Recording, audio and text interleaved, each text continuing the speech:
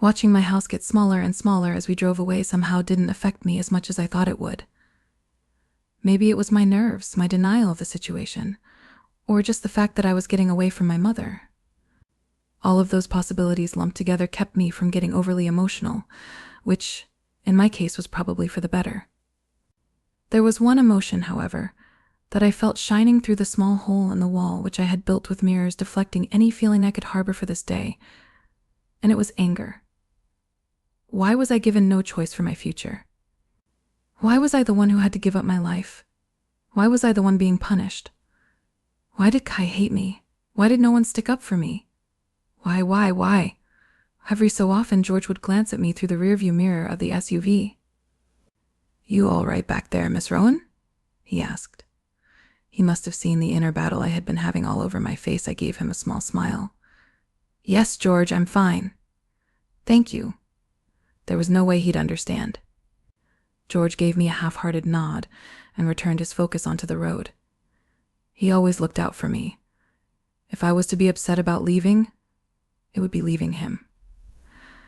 Neither of my parents came to help me move in, and for that, I was extremely thankful. Surprised, but thankful. Kai lived alone. I wasn't surprised, but I was thankful I wouldn't have to live with his parents so they could meddle in our relationship as much as mine had. If there's even a small chance Kai and I could at least become friends, our families wouldn't be able to be involved with us. Friends. Was that really what I wanted? Would I even be able to be friends with someone like him? We were two different people.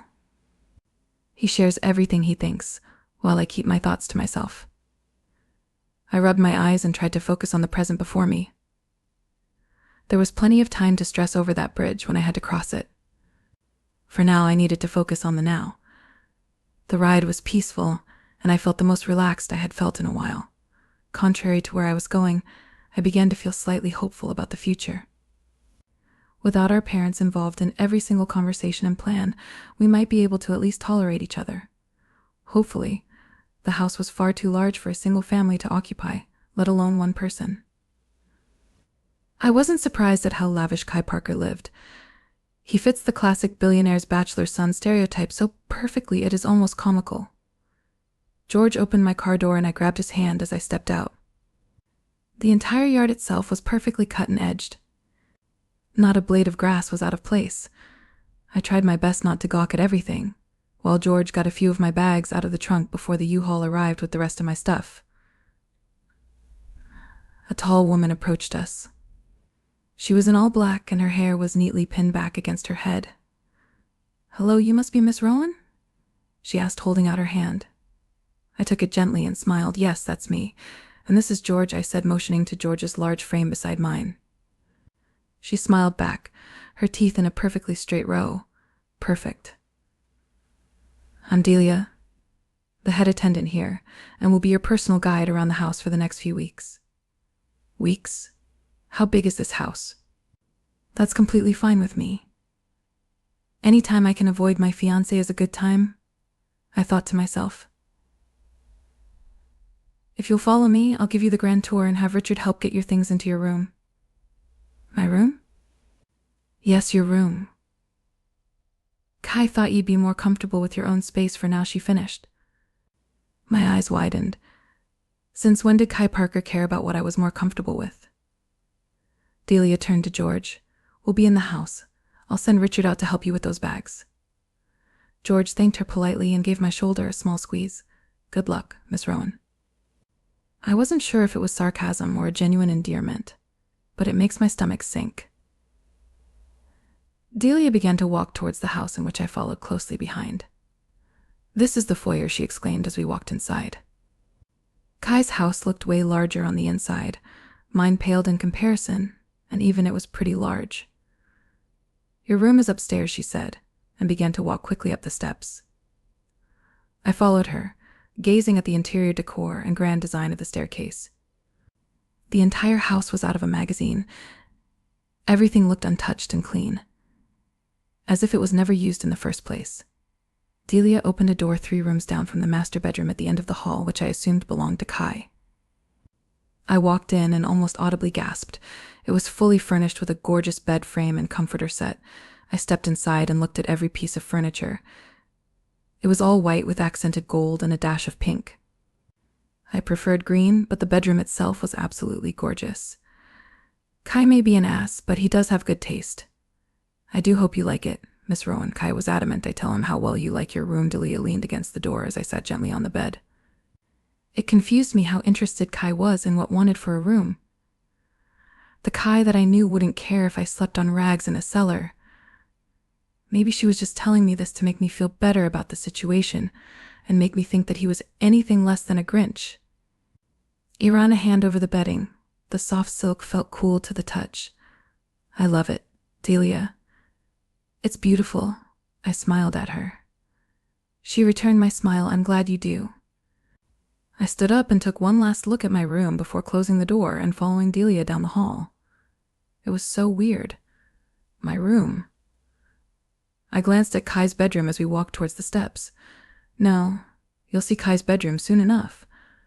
So I'll save that one for him to show you. Delia laughed to herself as she caught my stare. Doubtful. But all right. That wing has one standard bedroom, 2 master bedrooms, and a bathroom. Because that is the master's wing, only you and Kai will be on that floor, Delia informed us as we walked down the staircase. My cheeks heated. Only us on the entire floor. US alone on an entire floor wasn't the best idea, especially since he hates me. Delia continued. The other wing. The east wing holds the guest rooms and bathrooms. Good to know that. I will make a great escape route when the newlyweds wing doesn't work out.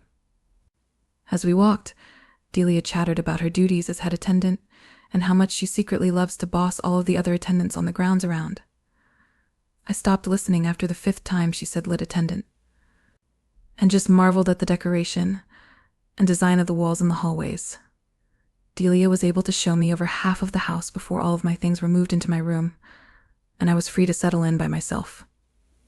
Even though everything was gorgeous and the staff were all extremely pleasant, the elephant in the room was still there.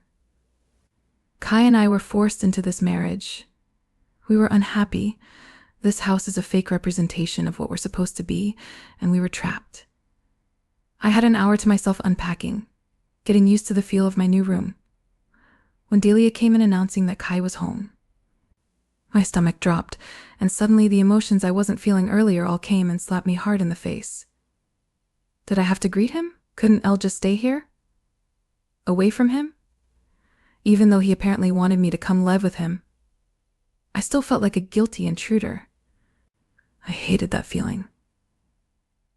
The feeling of being an outsider. Reluctantly, I gave in and followed closely behind Delia until we got to the sitting room. There he was, in all his glory, feet propped up on an ottoman, tapping away on his phone. Kai Albert Parker. As to say intimidated would be a complete and total understatement. I was terrified. Delia cleared her throat. Miss Rowan, sir. Kai held up his finger and tapped a few more times before clicking what I assumed was the send button based on the little ding, and looked up at me. And just like all the other times he had looked at me, his face dripped with disgust. My heart sank. Since I'll be sharing everything with you after this week, my parents saw it fit I took a head start and move you in with me. His tone was so cold when he spoke. It was always informative and dull, like a lecture. I was informed, I said flatly. If he wants to play a battle of who could give less fucks, he has a challenge playing with me. Kai's eyebrows raised a bit. Then good, I don't like repeating myself. Okay. Now that you live with me, there are a few rules I'd like for you to follow, he said, his eyes still trained on his phone. I shifted my stance. Okay. First rule, I don't want to be bothered when I'm on my phone. My clients come first, and so their needs will be met before anyone's here. I wanted so badly to snark back with a remark about any needs that I had couldn't be met by him anyway, but decided against it. He already hates me. Fueling the fire would get me nowhere but an even unhappier marriage. Second rule, he continued, no asking questions. If there's something you don't know about me, there's a reason. So no icebreaker games. Third rule, don't try to be friendly with me. That will only make me dislike you even more. My heart sank, disliked me even more. Even though I knew how he felt, hearing him say it aloud only made it worse. I shouldn't care what he thinks of me, but the fact that I'm supposed to be married to him makes it so easy to do so. That's all.